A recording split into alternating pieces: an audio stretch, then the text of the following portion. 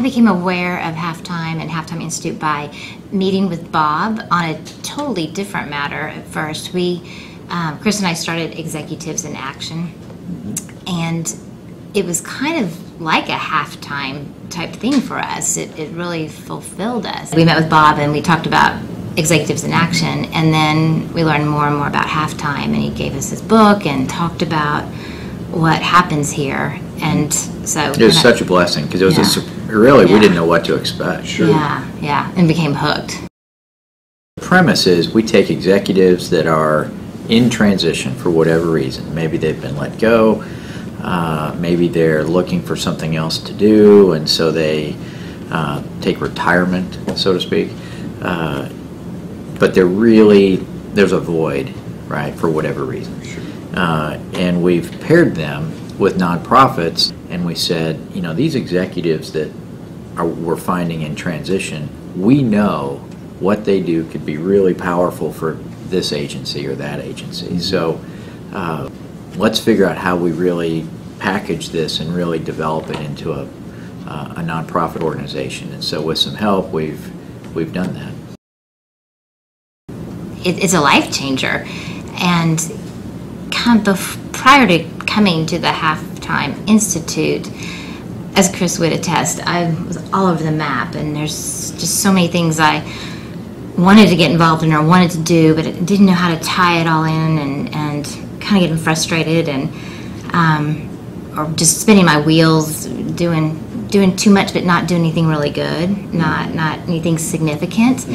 And so coming here and going through the exercises and getting the feedback from the other people that were there when I was really helped give me some clarity.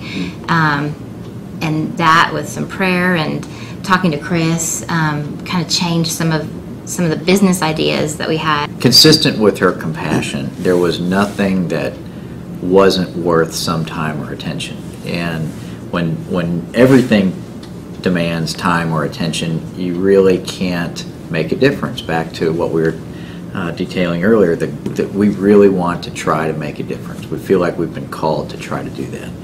And the biggest change I've seen is a narrowing of interest and try to be really good at the things that we decide we should put time to.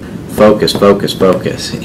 And so the Institute, when Ashlee came home and her clarity was so amazing, I like to do these things. Well, here's what I can do with these things. And oh, by the way, here's what you ought to be doing with these things. It wasn't quite like that, but it was pretty close.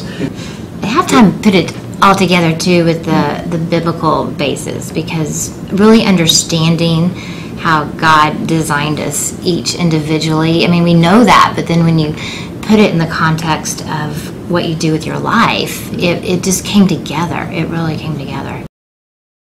I think Halftime, it's a great term for what this is all about. But at the same time, it doesn't necessarily mean that you're halfway through your life. I think that's important to understand. You can, in my institute, there's somebody early 30s, and then people in their 60s or 70s or beyond. It doesn't matter really, I think, what age you are, but you get to that point in life where it was described to me that it's a shadow.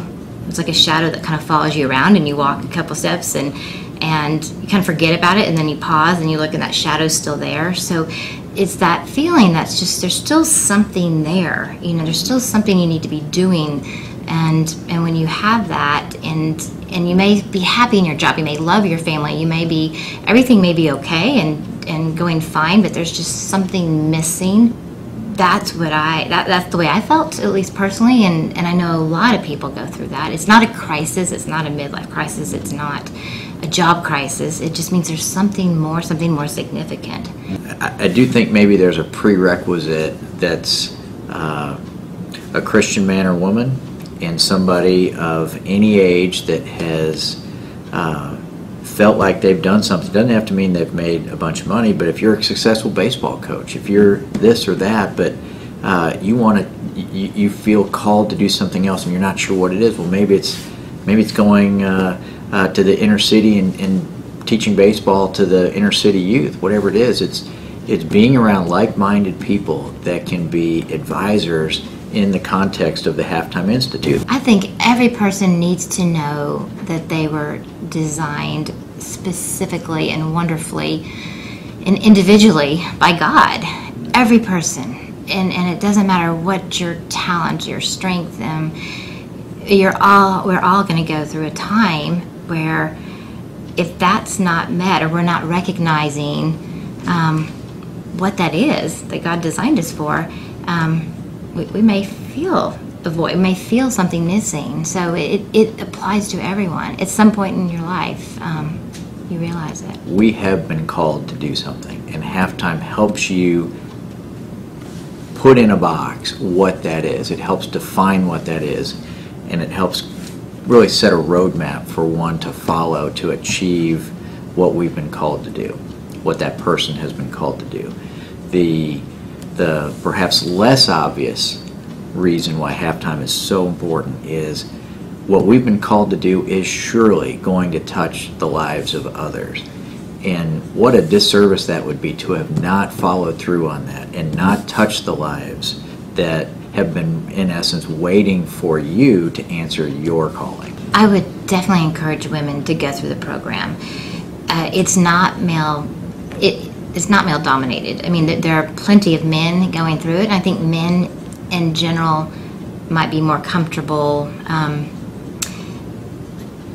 even just with the name Halftime, or if their careers maybe have different markers where they think that they're in halftime, where a lot of women have blended career and family, and it kind of muddies the waters about where those transition times are. But they happen. They're still there. They happen. And I think it's really important that women understand this and get it, because it can really add value and clarity to their life and fulfillment.